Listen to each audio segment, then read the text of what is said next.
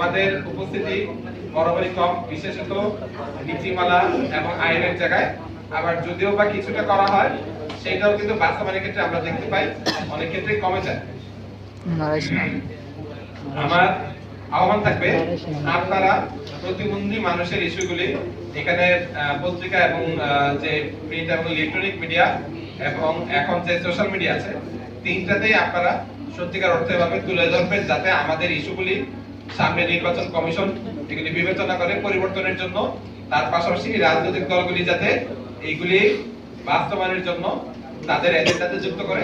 তার পাশাপাশি আমাদের সুশীল সমাজ যারা আছেন, তারা যাতে তাদের অ্যাডভোকেসি এজেন্ডাতে এগুলি যুক্ত করেন প্রান্তিক পর্যায়ের মানুষের অংশ হিসেবে।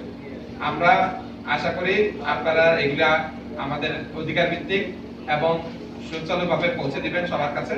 আপনাদেরকে স্বাগত জানিয়ে আমরা এই অনুষ্ঠানে পরবর্তী পর্যায়ে যাওয়ার জন্য সবাইকে আহ্বান জানাচ্ছি। ধন্যবাদ।